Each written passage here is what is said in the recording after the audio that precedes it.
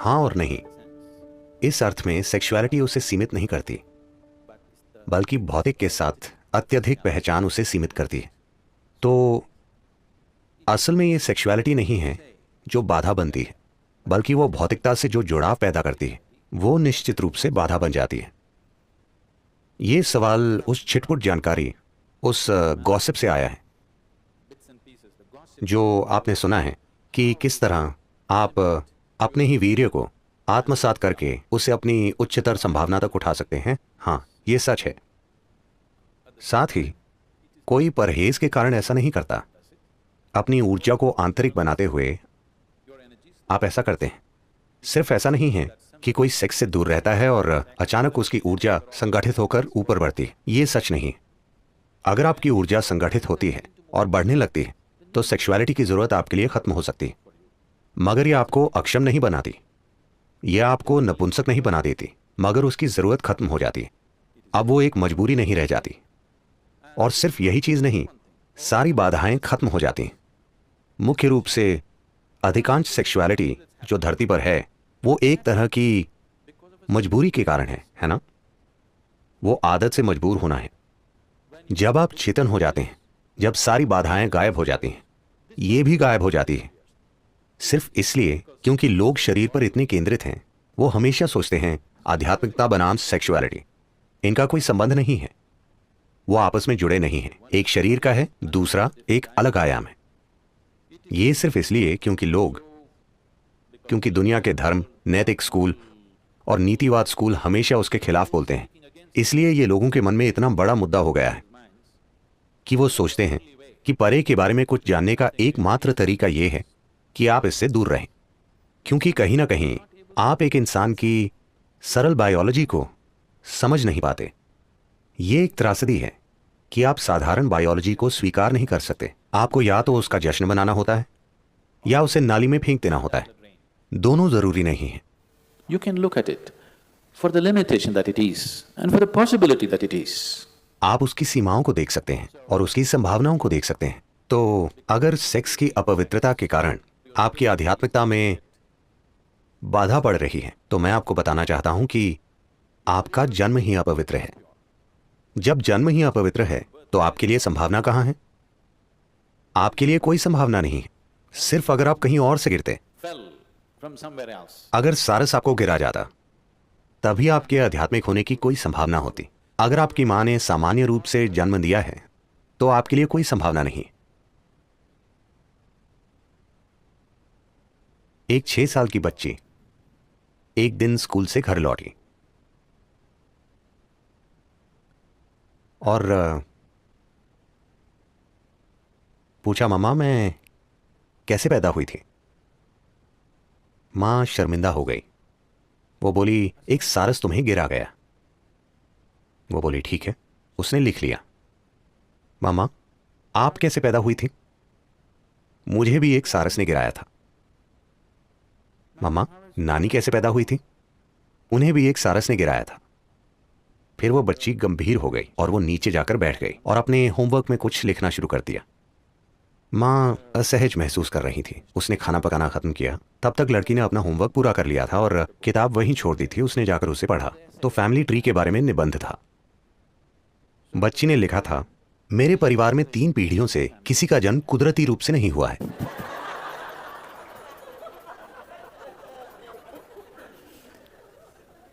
तो मूर्खतापूर्ण विचारों के कारण हम या तो किसी चीज को बढ़ा चढ़ाकर कहते हैं या अनावश्यक रूप से उसे दबाने की कोशिश करते हैं।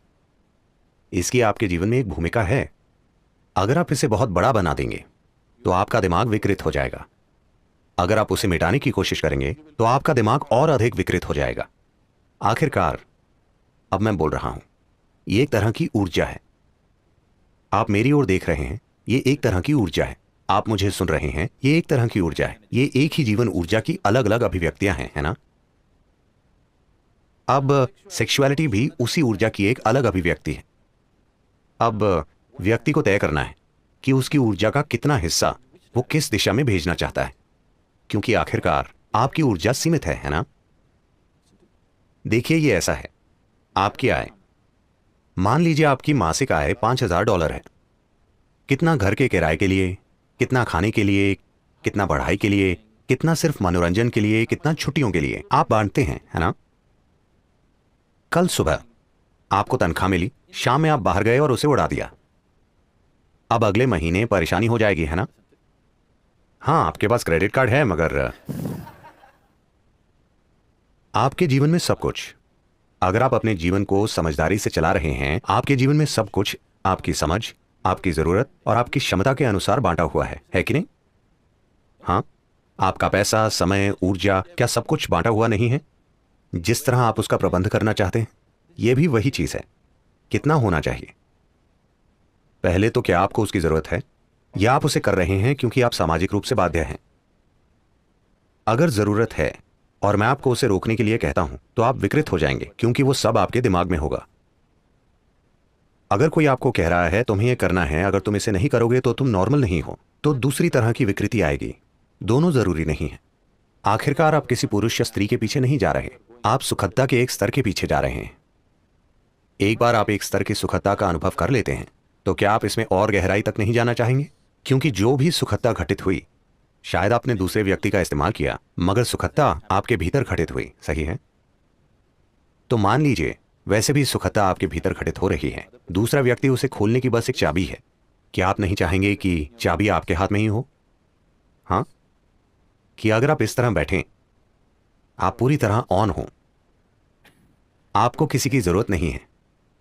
नहीं, देखिए, कोई चीज आपके जीवन में, कोई चीज, चाहे सुख के लिए हो, पैसे, प्रेम, ये वो, चाहे किसी भी चीज के लिए, जैसे ही आप दूसरे व्यक्ति पर निर्भर हो जाते हैं, इस धरती पर कोई भी वास्तव में भरोसे लायक नहीं है ना? मैं हर जगह से ये शिकायतें सुनता रहता हूं। कुछ लोग, आमतौर पर महिलाएं, शिकायत करती हैं कि उनके पति बहुत ही शरीर केंद्रित हैं।